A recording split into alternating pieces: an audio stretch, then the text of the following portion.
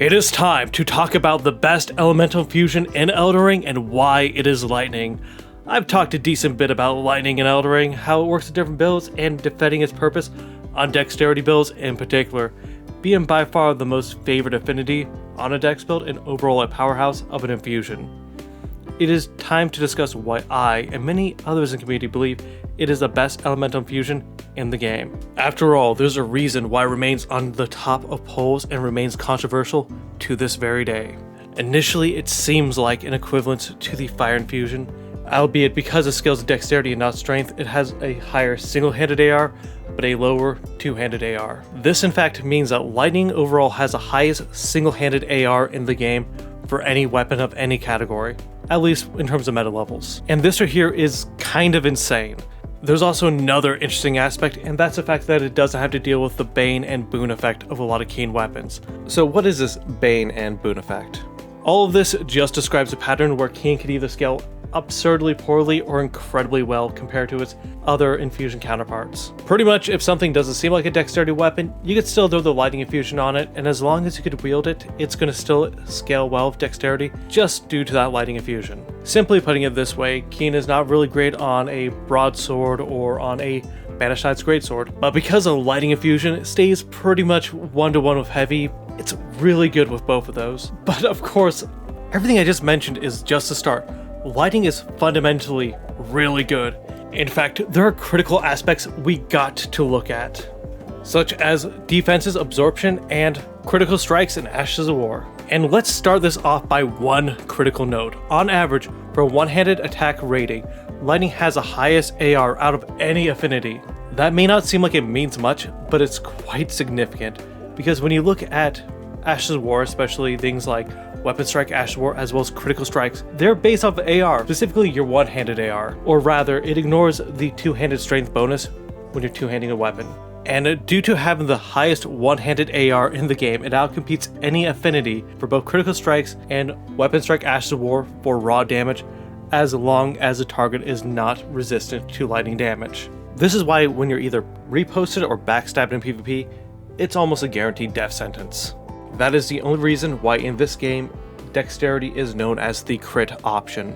Now, when we discuss Weapon Strike Ashes of War. So here's how Weapon Strike Ashes of War are calculated.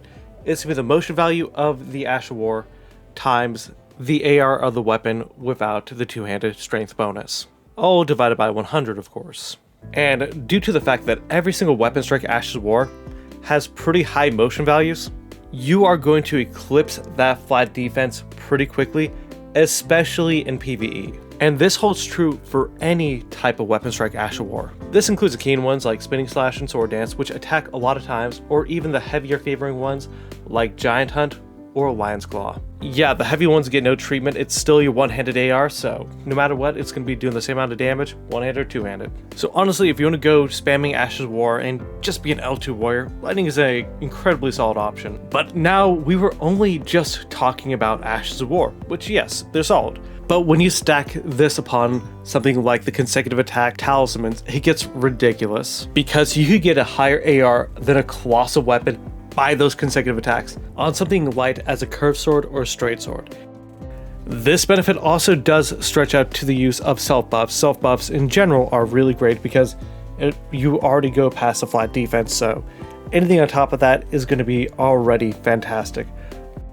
And speaking about defense, lightning does have that benefit over flame, fire, really anything else, because unlike any other Ashes of War, it's one that gets reduced by environmental effects like rain, water, etc, etc.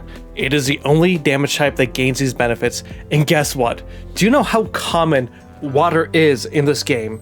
You will find it anywhere. You have an entire region covered in water. You have entire sub-regions covered in water. Not only that, some of the hardest bosses in the game have water in their arenas. Morgott, the Elden Beast, Melania, etc, etc. It is very common.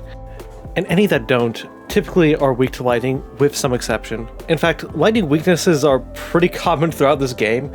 Any knight, player characters are oftentimes also most weak to lightning damage, which is why in PvP a lot of meta builds typically build lightning because it's great. In fact, there is no way to actually build a flat lightning defense without leveling up.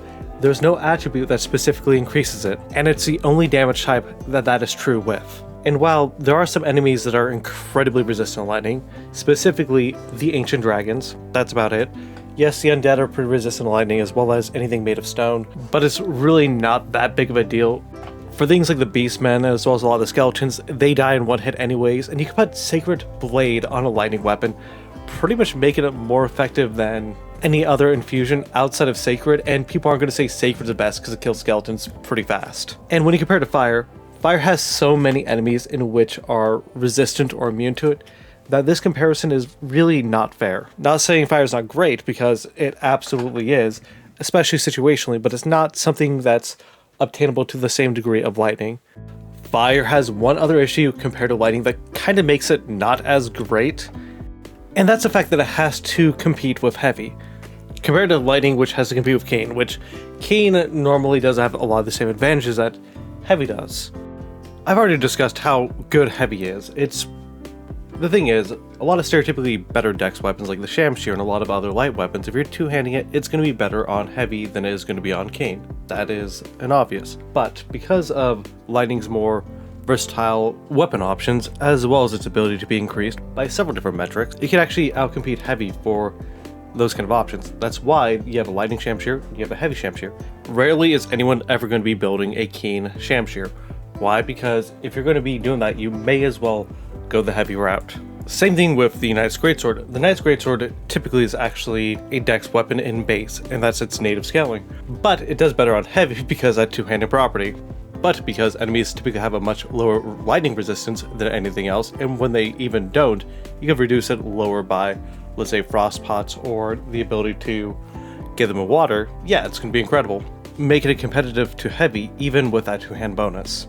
The final bonus that lightning really gets compared to all other elemental fusions is its ability to use a lot of the golden ashes of war, which are the ones that start with Sacred, and honestly that makes, let's say, Golden Vow an amazing offhand weapon for a Misericord. In fact, one could argue that Profile Strike, Golden Vow, Sacred Order, and Shared Order are better on the Lightning Infusion than they are on the Holy Infusion. In conclusion, the reason why Lightning is considered the best is because it has a lack of notable weaknesses and enemies that are notably weak to it, with the exception of enemies made of stone and bone, making it, for the most part, pretty untouched. Overall, its damage performance is very much akin to a lot of the physical damage types, and even surpass it if optimized correctly. And all of this is why it is often considered the best elemental infusion in the game. I know previously I did a video ranking weapon affinities, and I'm going to stick by that because I do believe that is an accurate chart.